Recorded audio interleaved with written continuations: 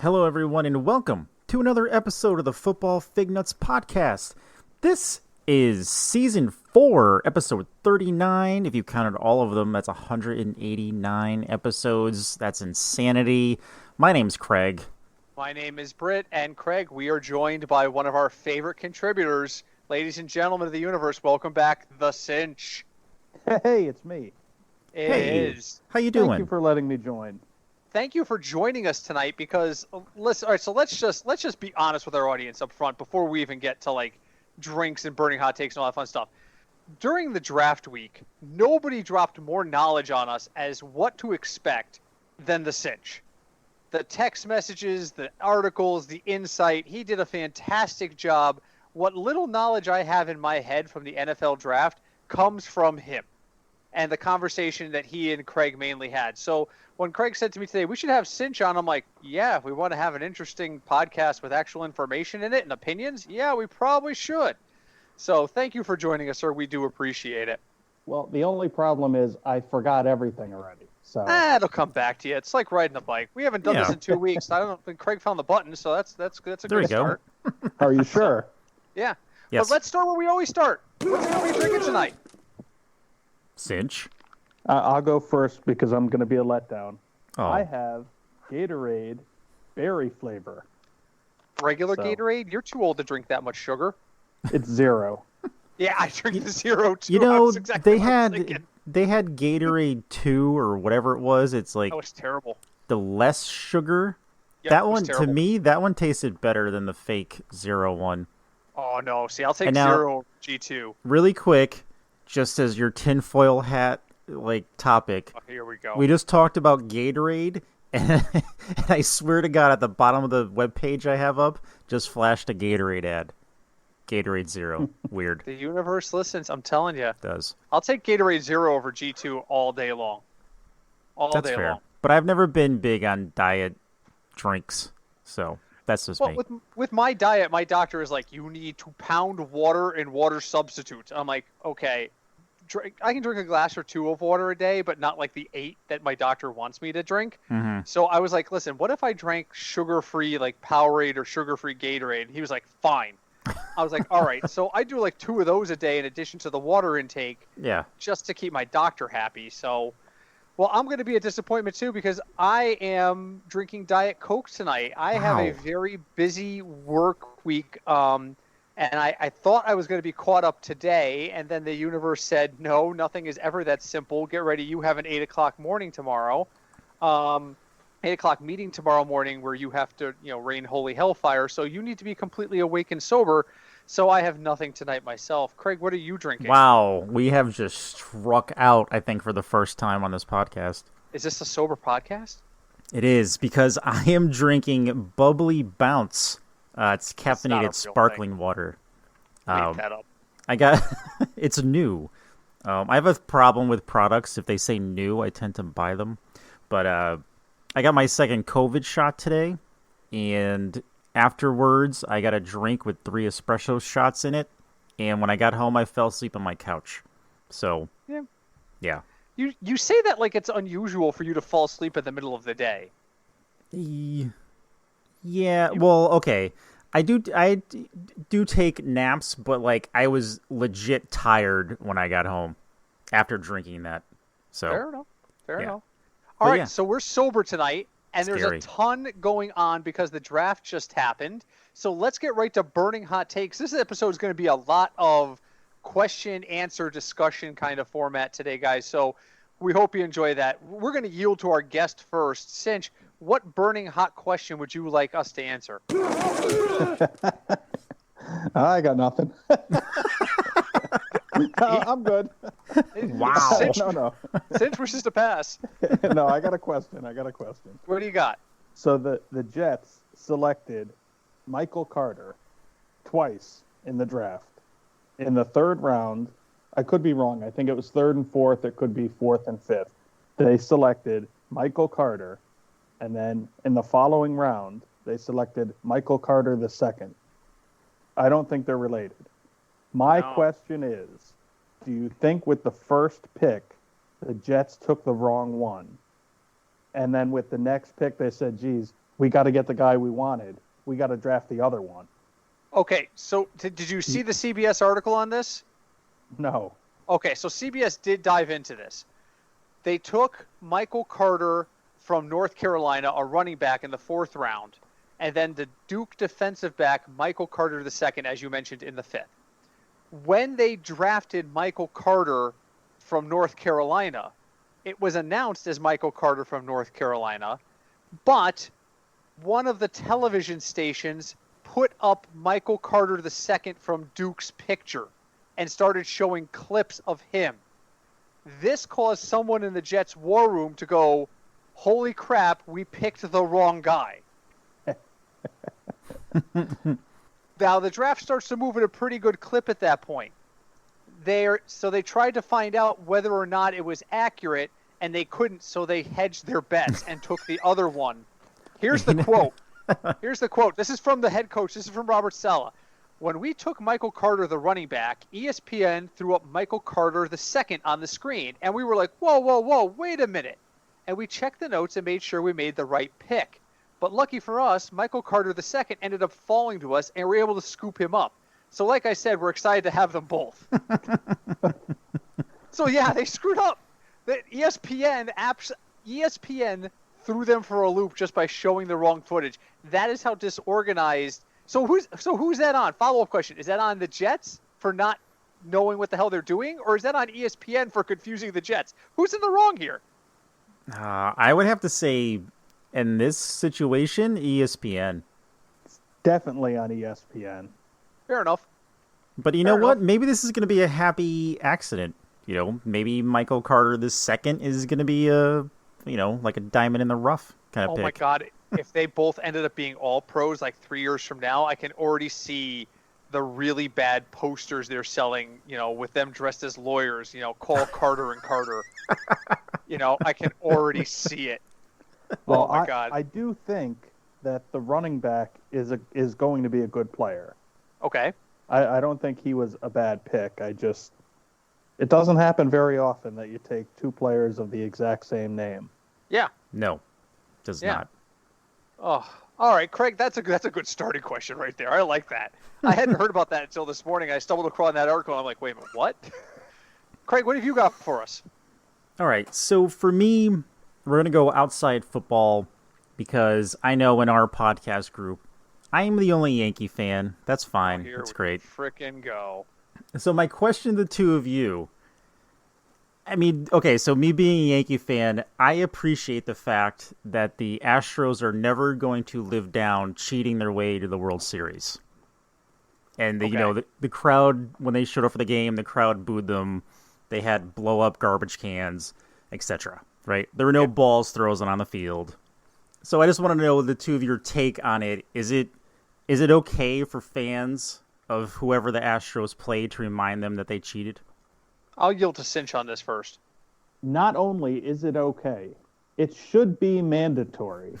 They should be reminded that what they did was that far wrong. Fair, because it wasn't just the Yankees they played, so I'm just, and it went on for how long?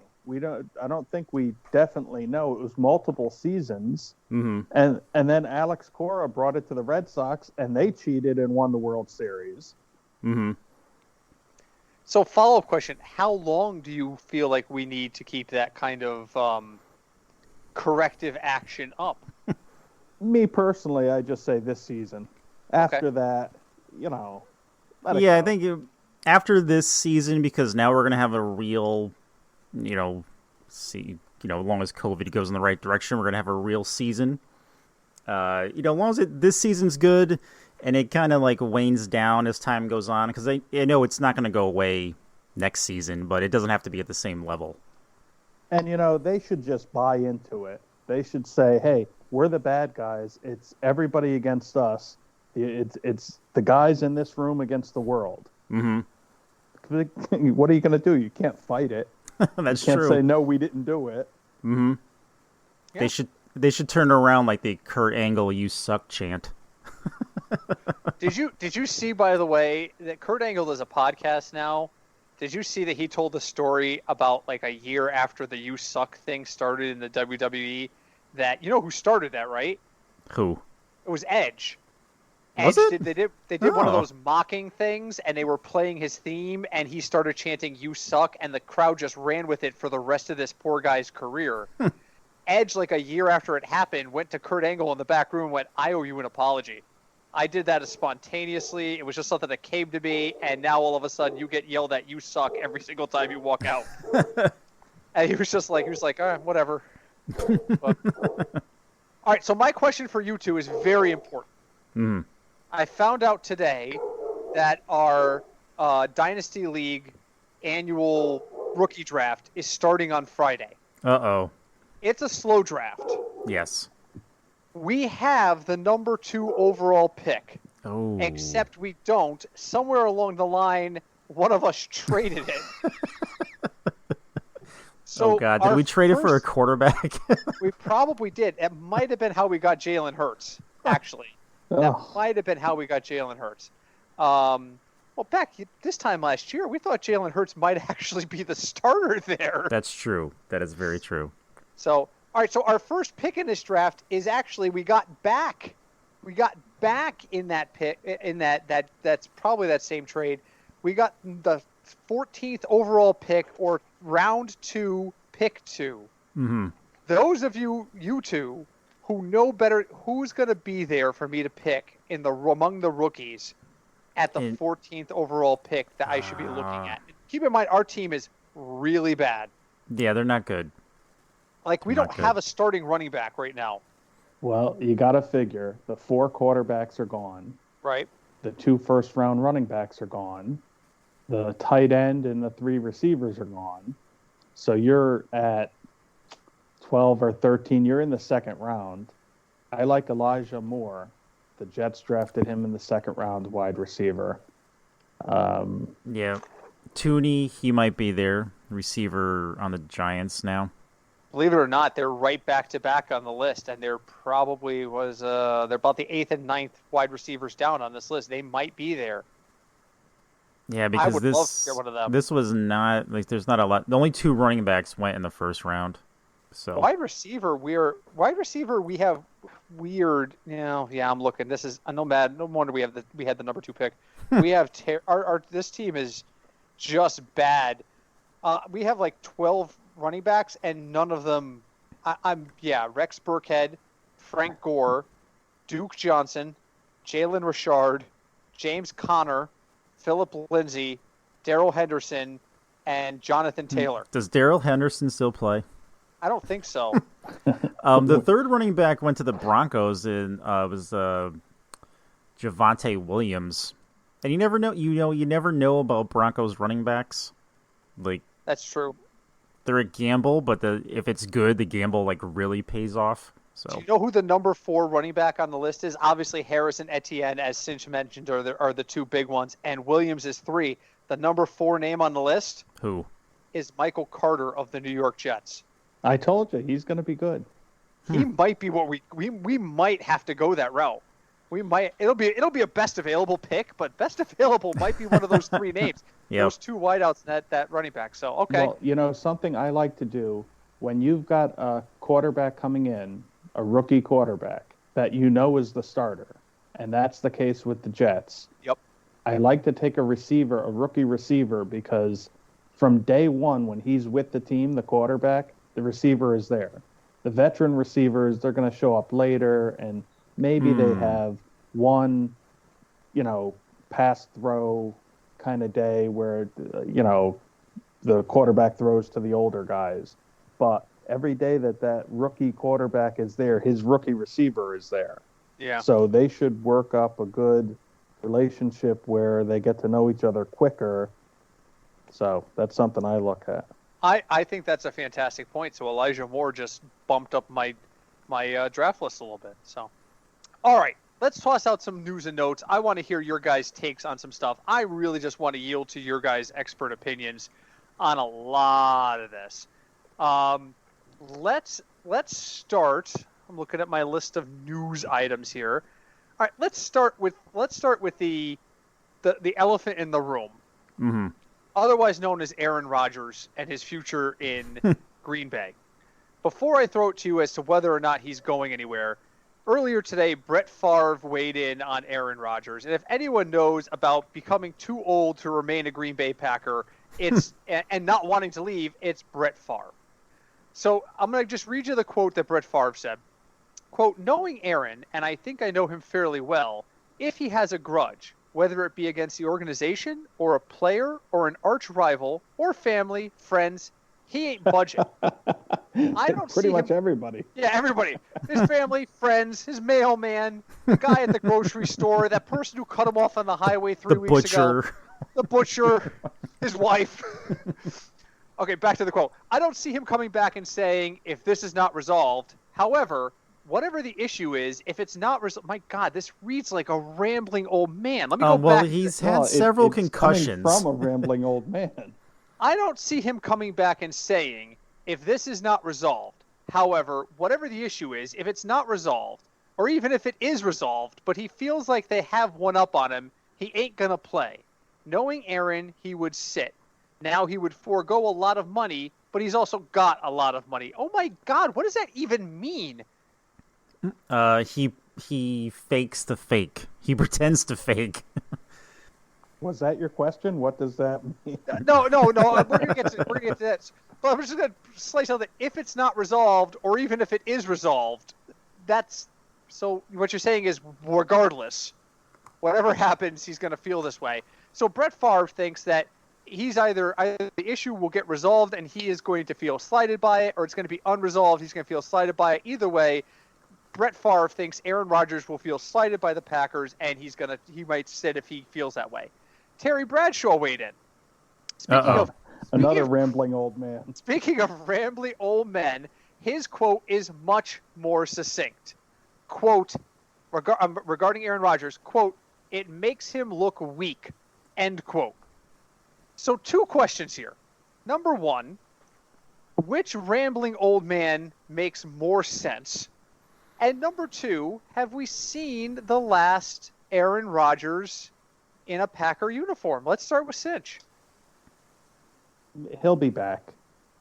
Whether it means firing some innocent front office guy that probably has nothing to do with anything, he'll be back. Because what are you getting? You have if they call someone and say we want to trade Rodgers, they're not going to say we're going to give you 3 number 1s. Right. We're going to give you 4 number 1s. They're going to say, yeah, it doesn't sound like he's going to show up. We'll give you next year's number 1 for him. Conditionally. If he doesn't show up for our camp, we don't give you anything. And that's not fair value. So they're stuck.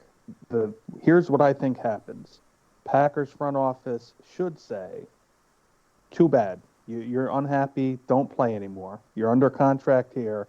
We expect you here on this day. Every day after this day, you get fined, I don't know, $10,000 a day for not being there, whatever the cost is. Right. Get their rookie guy ready, and hey, do the best you can with what you got. Because if you get a guy showing up who doesn't want to be there, you got to question how hard he's going to try to win and how much he's going to listen. And now he's the star of the team, and he's setting a bad example for these rookies and for these guys coming into your team for the first year. And they're going to think, well, if he could do it, I could do it. And next thing you know, you're going to have to fire the coach and start over from scratch. So I think they should just put their foot down and say, we expect you to be here on this day, period. Craig? I think that is what's going to happen, but I think the Packers really have no one to blame but themselves for getting them in this situation. Because as we've Blame seen Aaron that, Rodgers. What's that? Blame Aaron Rodgers. No, I really look. If you look at the last 3 years, how the Packers have drafted, so they have Adams. That was the last receiver they drafted in the first round, and since then they've done nothing to help their offense. So I can understand him being upset that they're not drafting offensive weapons. Because one draft, it was mostly all defense. And as we know, their defense isn't super. So what are they doing? So this is going to turn into Deshaun Watson. And he's not going to... both sides lose in this situation, and it's like watching two 12-year-olds fight. Maybe that's the answer. Trade Deshaun Watson for Aaron Rodgers straight up. Cut your losses up. There you go. There you go. So yeah, because like when Carson Palmer got mad at the Bengals, didn't want to play, it just makes everything way too stressful, and it makes everything awkward in the locker room. It's weird if the guy who's supposed to be in charge of your team doesn't want to be there and hates everyone. And then like how's the whole team get motivated? They can't, right? Okay, so if your point is that they have drafted poorly, yeah, I agree. And should they have drafted a wide receiver, even though maybe they didn't want to, but hey, our quarterback really he's begging us for a receiver. Could they and should they have done that at some point? Yes. But like Britt just finished saying, Aaron Rodgers has a grudge. He doesn't speak to his family. He has a grudge against this one, that one, the mailman, the baker, everybody. Right. The Green Bay Packers front office don't have everybody mad at them and everyone calling them names and they refuse to speak to. You have one malcontent that is so good that for so many years they've done what they could. I just think you can't say, yeah, this is the Packers' fault. I think this is Aaron Rodgers' fault. It's honestly, it's just like in any fight in any relationship, like both sides they're at fault. Who's more at fault? That's clearly debatable, but that's the thing. We don't know the background stuff. We don't know what promises were made to Aaron Rodgers. We don't know what kind of thing. I mean, if the Packers spent the last decade saying, "Don't worry, we're going to get you a wide receiver this year," and then, "Oh well, nobody fell to us, dude. Sorry, but there's always next year." I mean, if those kinds of conversations took place behind the scenes, that's different. We've never heard anything about that. No one's ever made those kinds of accusations. Mm-hmm. So here's my take on it very simply. Aaron Rodgers should know better because he lived through this already. When he was drafted, Brett Favre basically threw a chair.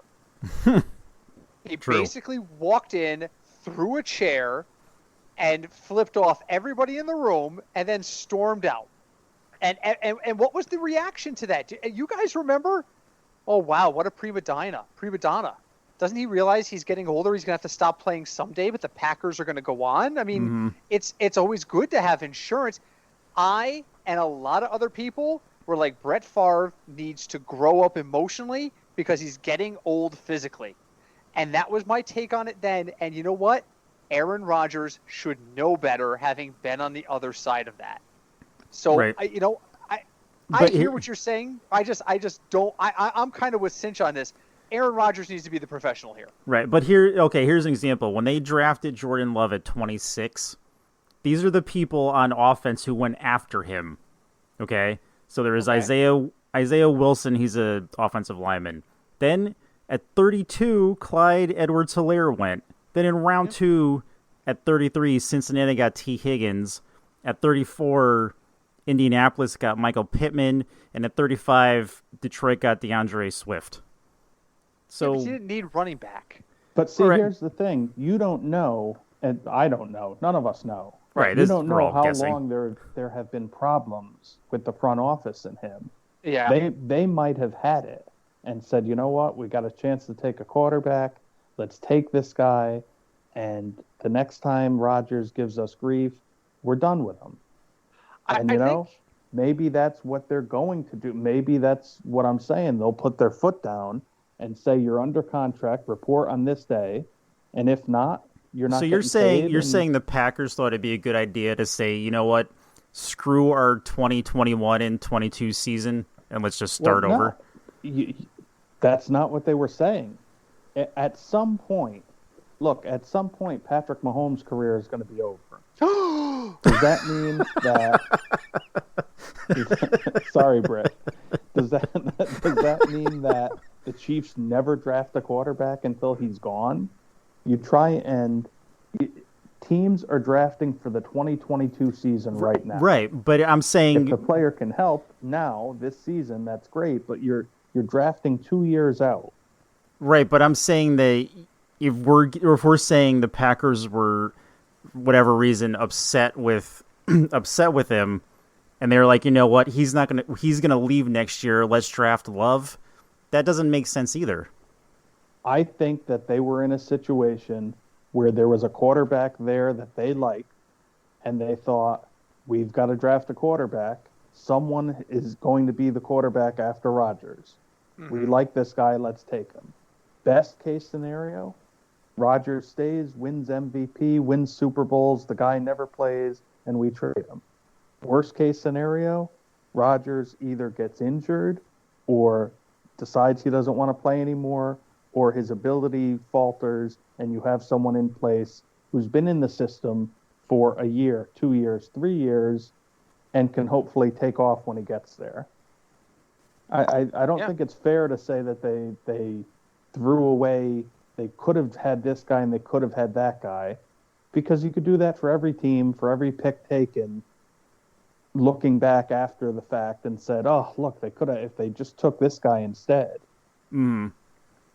And let's not forget, too, to Sinch's point about when does a front office sit there and go, enough is enough.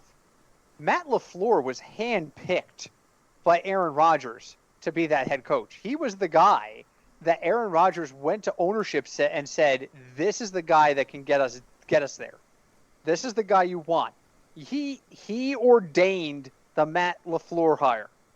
So he clearly has some sway with the front office. But I mean, I think that's where this is. I think that's where I think Sinch's point is very, very spot on. At some point, you got to look at him and go, what else do you want from us? We can't give you every single thing you want. You're not going to be Veruca Salt from Willy Wonka here and be able to throw a tantrum and demand that I bring home an Oompa Loompa. It's just not going to happen.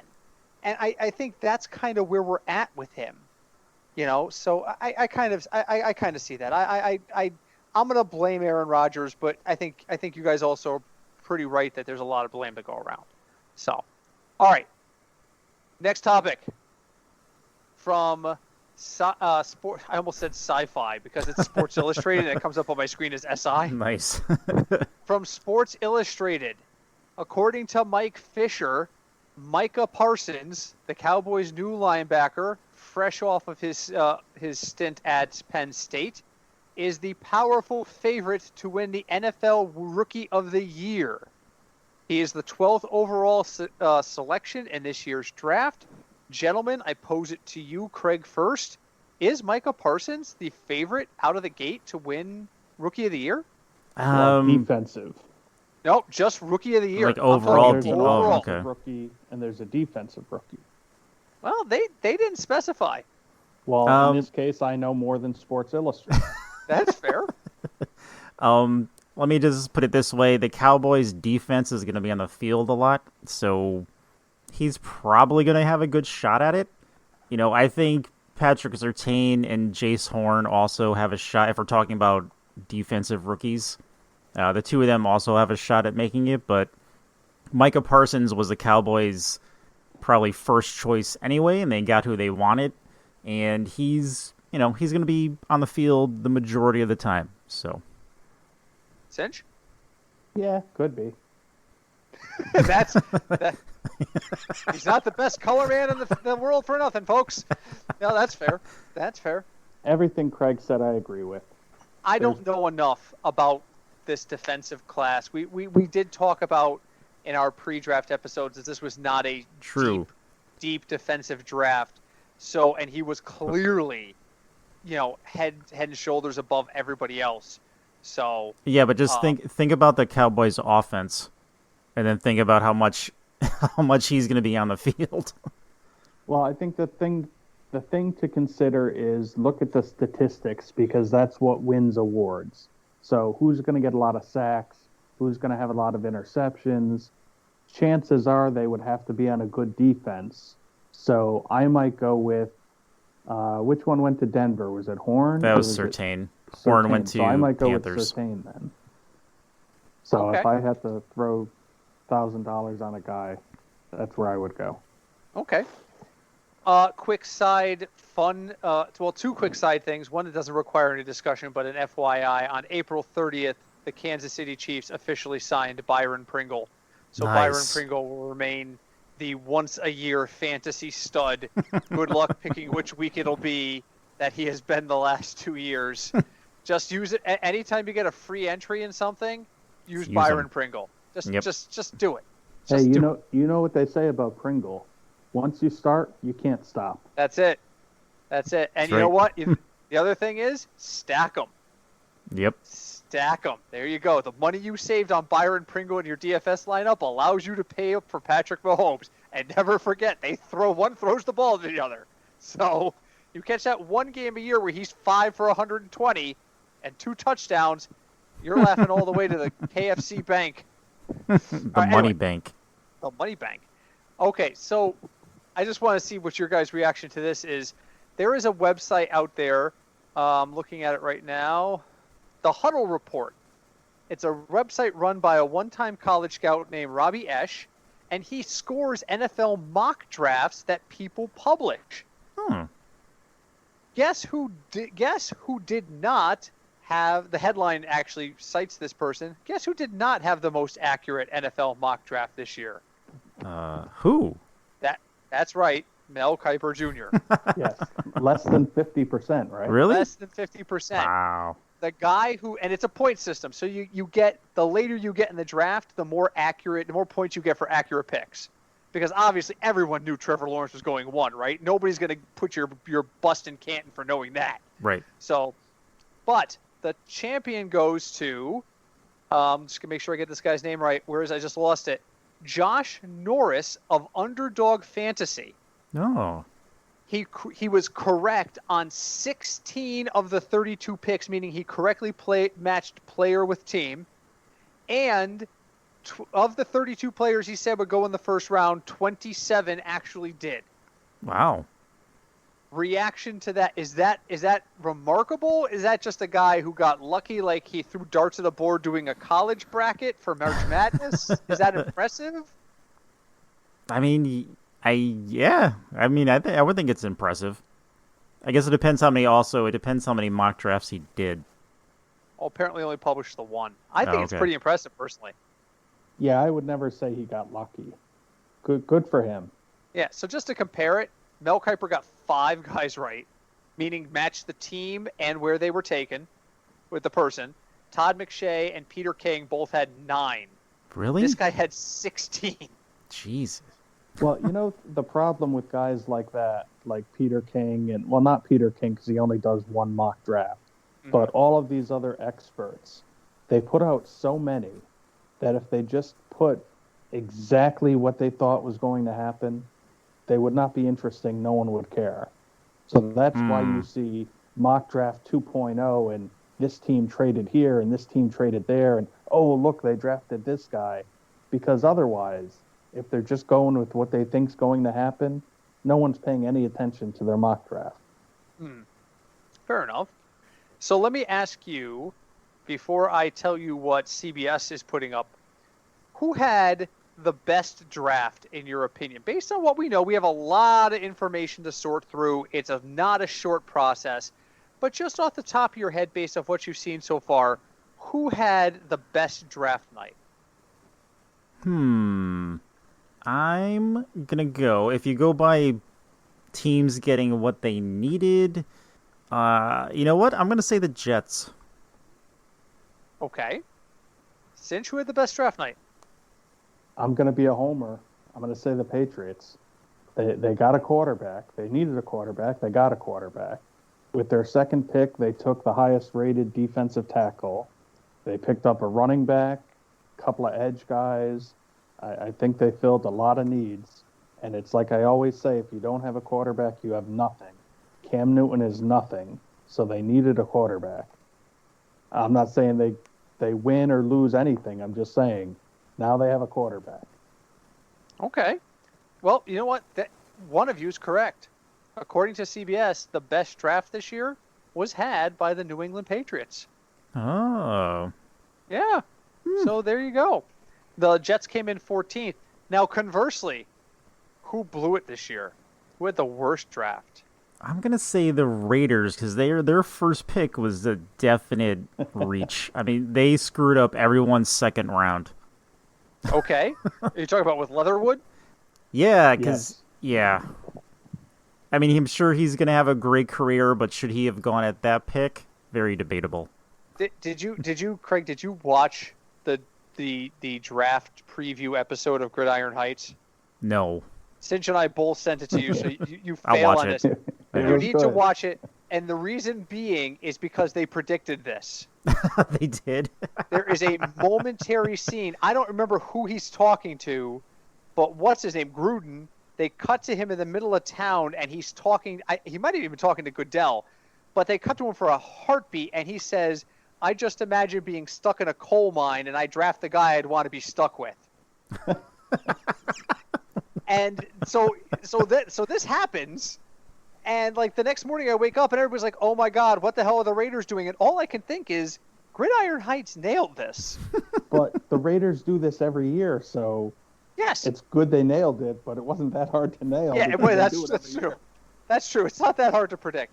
Okay, so Cinch, who had the worst draft? I think the Texans probably because they didn't have a first round or a second round. Hmm. I don't That's a know. very good point. I'm not sure when they drafted. The third But- round, they drafted a quarterback. Yeah, I don't know. I Okay. think the Texans. Well, the correct answer, the Texans had the 21st rated draft. The Raiders had the 28th Oh. rated draft. Number 32 Hmm. was the LA Rams. Really? Yes. I don't know why, because all it does is list the names on this article and say the favorite pick and who they got at value. It doesn't really say why anybody. I'll just say this: they picked a seventh round guy out of Notre Dame, Ben. I don't even want to try this guy's name. Ben Skowronek. Skowronek maybe. His I friends don't call know. him Kenobi. Yeah, I'm gonna call him Ben because it's first off their first pick was a guy named Tutu. Tutu Atwell. From Louisville. So now the only redeeming thing is also in the 7th round they took a running back named Jake Funk. I love it. This guy sounds like when he retires, he is going to have some sort of career in the jazz industry, because with a name like that, he's got to. So, yeah. So yeah, I don't know. I think it's always interesting to rate draft classes and rate how teams go, but realistically, we won't know for 3 or 4 years. Number 30 on the list is the Dallas Cowboys. And they're only saving grace, according to this article, is that they got Jabril Cox in the 4th round, which I do believe is a steal. He should have gone at the top of the 3rd round, end of the 2nd round, in my opinion. LSU, he's just got good speed. But the best pick of the draft, as much as I hate to say this, goes to the Tampa Bay Buccaneers, who in the 5th round drafted KJ Britt, a linebacker out of Auburn. So if I ever want, Kansas City Chiefs, you're listening to this, when Tampa cuts him, please pick him up so I can have a jersey on with my name on the back of it and not have it be personalized. Yeah, because those cost more. It's not only that I'm a cheap bastard. I've always kind of felt like I'm jipping somebody else's legitimate jersey, just because I never earned that. So if there's a guy there who legitimately earns it, I'm happy to wear it. Is there anybody else? I'm checking to see if there are anybody else that with the name Britt. No, he was the only one. I mean, yeah. So, okay, more news. What else do we have? One quick side one. Mm-hmm. I want to just complain here for a second about Fox News.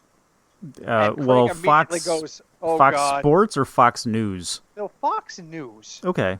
Because in my search for headlines to talk about tonight, I came across the headline, Willie Robertson says he'll still stand during national anthem after conversation with NFL players.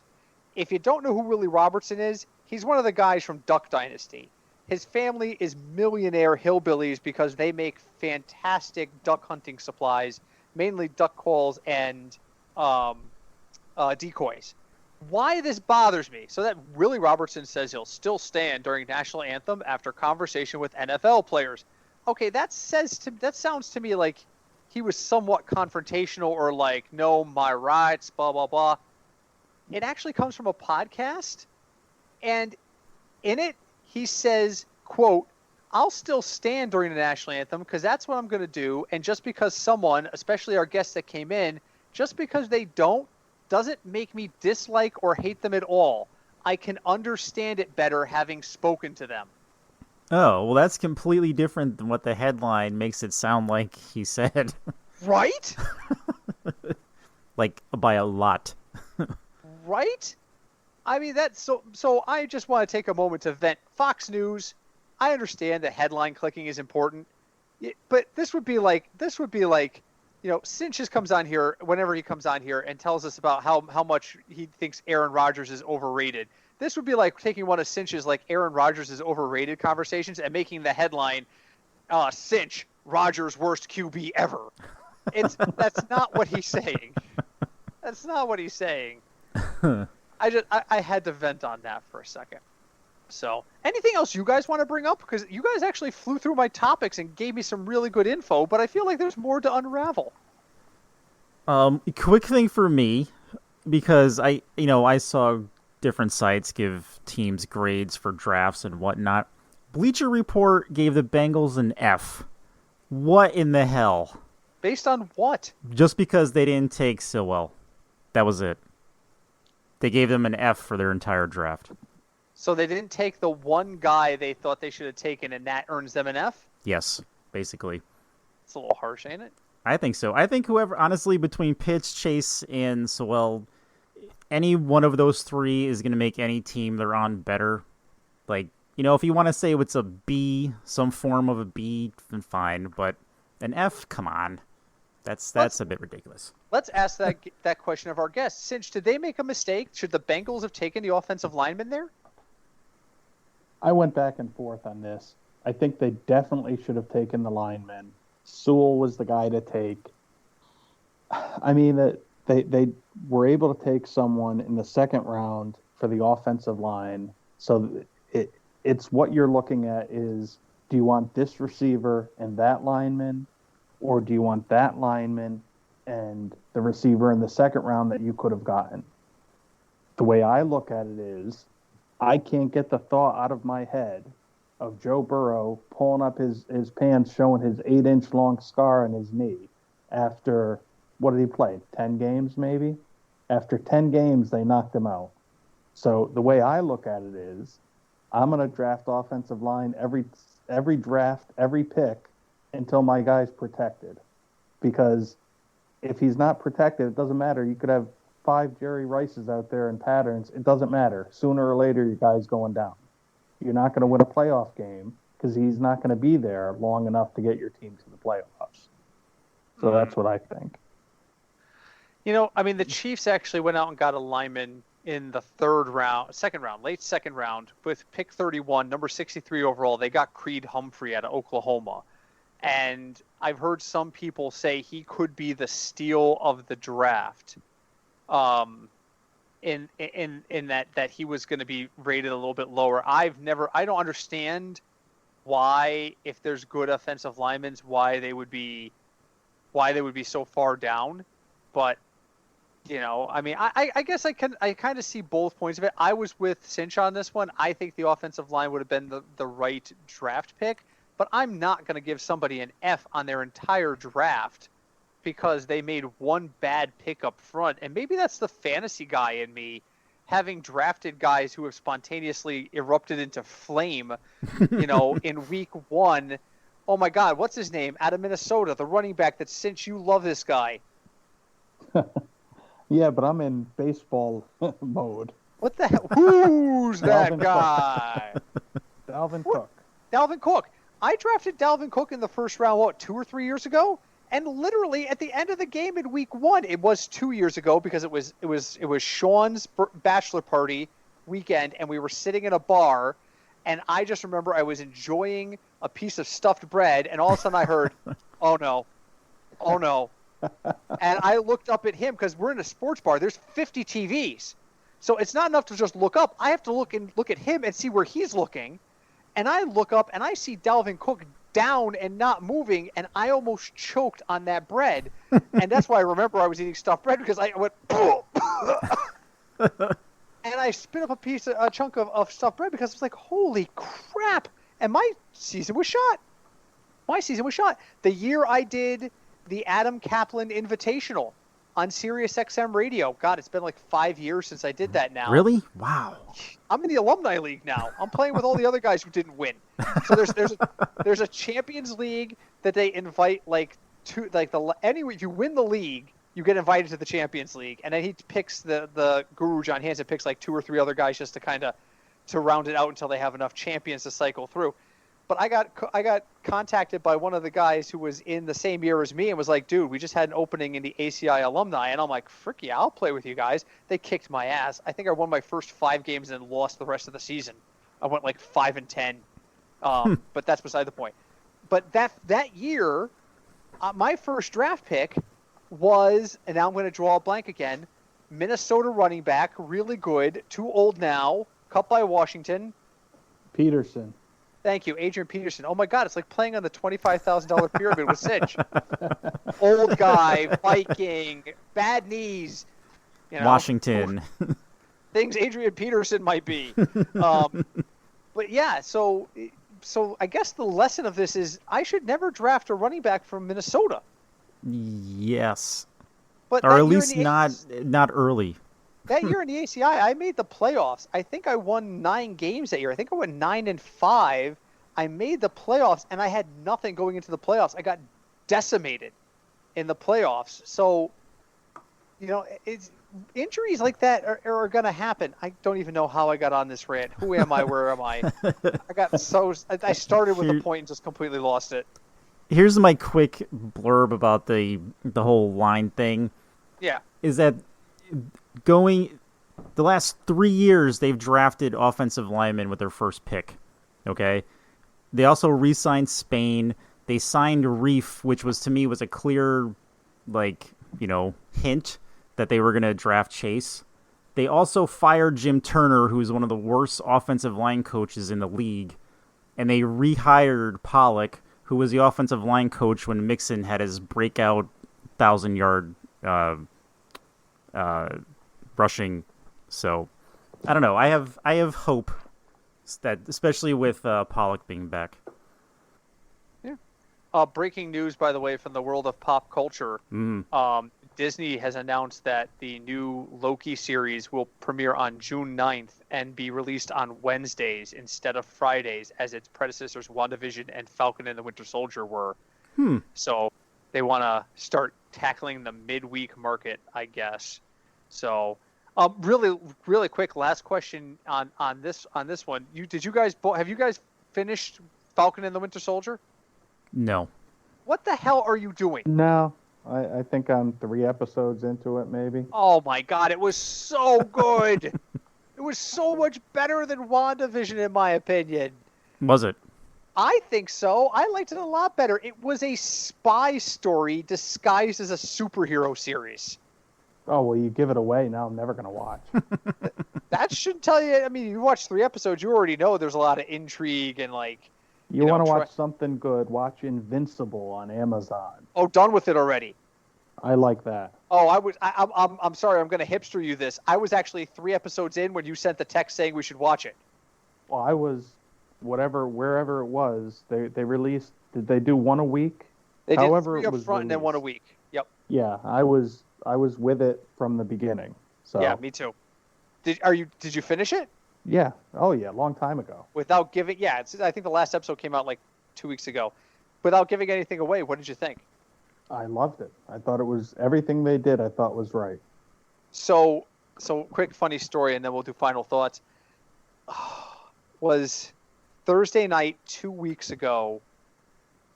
We were sitting at home, and I had a beer.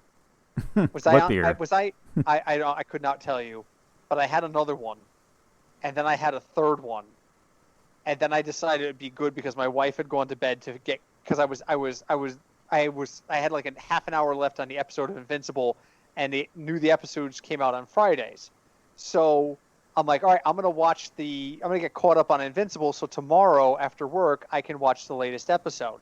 So I put it on, I watched the last half hour, and it was like the second to last episode, and immediately at the bottom of my screen, if you're watching Amazon Prime or any of those streaming things, when an episode or a show ends, if there's another one, it says starting next episode and it counts down from like 10. It's Thursday night. It's like 11 o'clock, and all of a sudden I see new episode now streaming in 10, 9, and I'm like, it's 11 o'clock, and I'm drunk, and I have to work in the morning, but I'm going to stay up and watch fucking Invincible just so I can finish this goddamn series.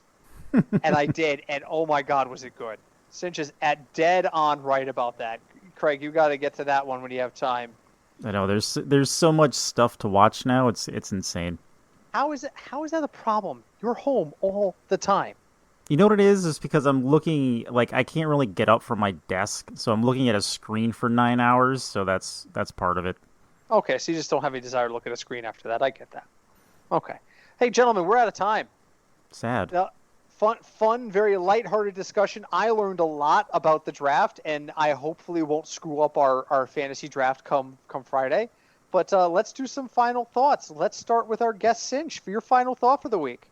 Okay, my final thought is you need to go and check out what defensive tackle for the Detroit Lions, Levi Onwuzurike, said after he was drafted. I need to do this live? You really should. All right. Craig and I will stall for you. The Lions had a great draft. They drafted Sewell. He dropped to them. It's the perfect pick. They're trying to rebuild. They've got Goff. I think Goff is only under contract for maybe one more season, and then they could get out from under his deal. 1 or 2. But, build from the line. Go from the inside out. That's what they're doing. So they draft this guy. He had the most interesting, the most different interview. You get the interview with the press right away after the guy's drafted. Usually it's the next day. Right.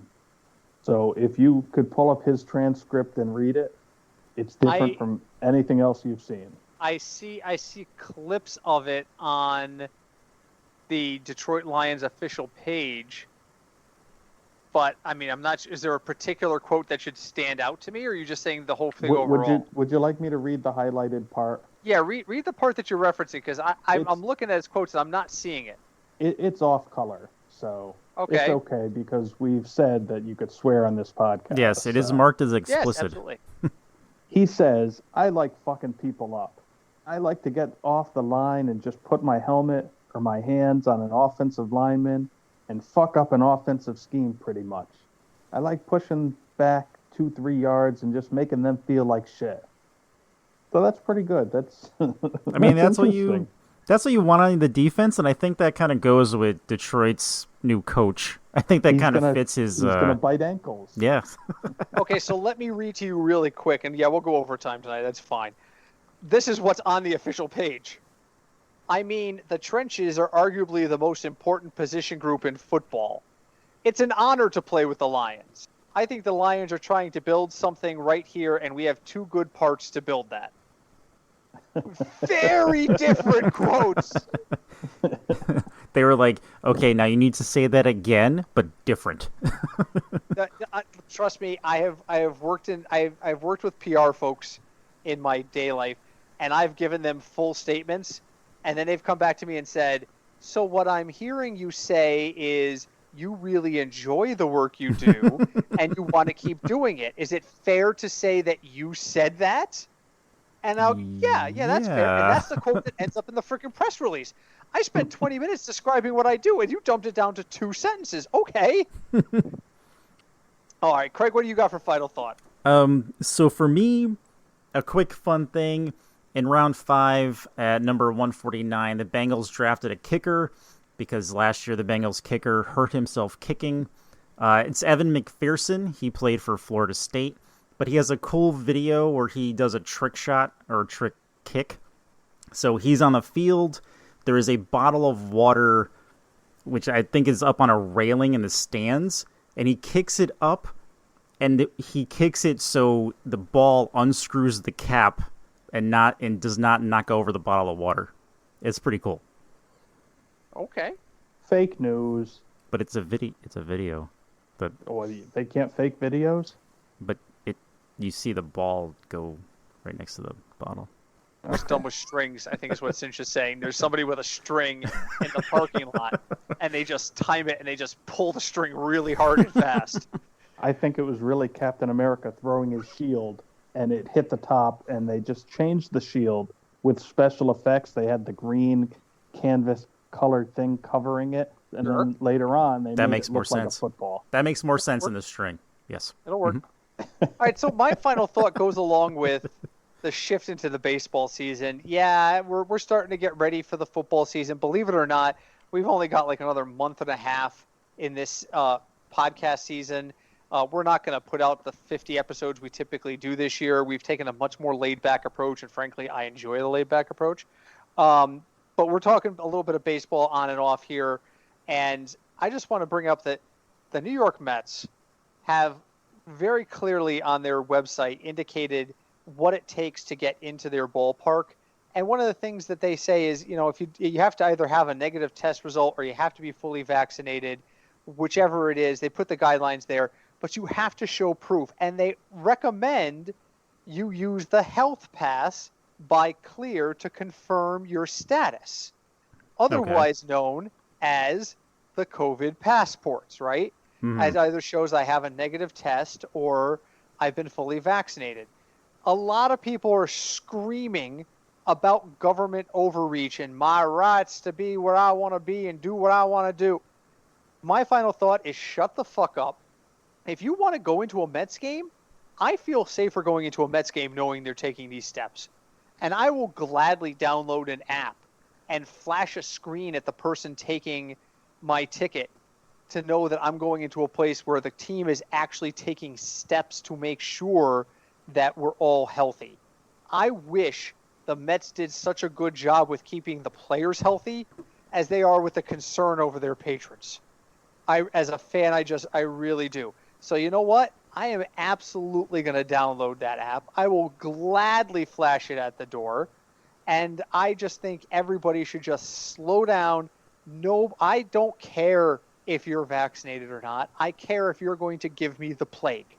And that part of that is being vaccinated. And as a private organization, the Mets have every right and I think a responsibility to their patrons to ensure that people walking through the door are safe. So stop complaining about vaccine passports and just do it. Know your role and shut your mouth. In the words of Sir Arthur Conan Doyle, as he talked to Houdini, shut the fuck up and let's do this. Which, if you don't know that's a real quote, it is according to Drunk History, and as we all know, everything on Drunk History is 100% factual. So that's not true, but anyway. So leave us a review wherever you listen to us. We really appreciate all the reviews we get.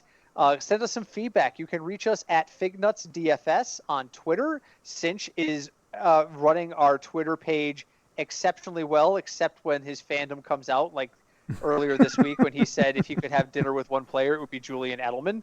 Well, a question was asked. That's just How Sinch. do I answer? Do I answer? Well, as one of a group, my thought process has not been cleared with the others. Actually, we should have a disclaimer. Actually, when we first started posting, way back when, Craig and I used to leave our initial in front of the post. Yeah. I'm not suggesting we do that, but for a while there, we did that for a while. Yep. We did that so that in theory people would know, and then we realized we don't have enough of a viewership or following now to anyone to care who the fuck C or B is. So we just stopped doing it. So you just keep rambling on. We love it. Yeah. So reach out to us on Twitter. If you want to reach out to us directly, we are fignutsdfs@gmail.com. We are the Football Fignuts Podcast on Facebook. We are anxiously awaiting word as to whether or not we will participate in the Scott Fish Bowl this year. I literally check the site every day to see what the status on the invitations are, and we still have a decent shot of getting into the Scott Fish Bowl this year. So we'll keep our fingers crossed. That. Fingers crossed. And which one of you is going to run that this year? Because I ran it into the ground last year. We should have been a playoff team, except he has the weirdest playoff requirements. Yeah. We had a better record than the other person in our division makes it, but he has a rule that if the highest point scorer doesn't get one of the first three slots, they get the fourth slot. We were the fourth best team record-wise, Boo. But the person with the most points finished like 5th, so Man, she yeah. bumped us. That's she weird. bumped us. Yeah, it was straight. I understand it. It's you don't want to have the most points and not get a chance to go to the playoffs. And I guess that works. That happens in a league like that. But it felt kind of shitty when I was like, all right, I went to bed thinking we had a playoff spot, and I woke up the next morning realizing we were done. So, but yeah, so start thinking about because one of you guys are gonna have to do that. So, Sinch, thank you so much for joining us. We always appreciate it. Thank you for having me. So we will, I guess, we'll see if we'll be back next week. If not, we'll be online doing our Twitch thing. Craig and I have farming to do. There is a lot of farming. We have to finish our farming before the season starts. I don't think we really can finish the farming. No, it goes on. It goes on forever. It does. It goes on We'll forever. have to adjust it. That's all right. Yeah. So we will see you soon, possibly as early as next week. If not next week, the week after. We are going to be doing a special meeting where we're going to discuss upcoming events and season news. So if we do record on the 19th, that'll be freaking fun because we will all be liquored up. So until then, we thank you all for joining us. Until next time, my name is Britt. I'm Craig. I'm Sinch. And we are the Football Fignuts Podcast. Hi, Deb.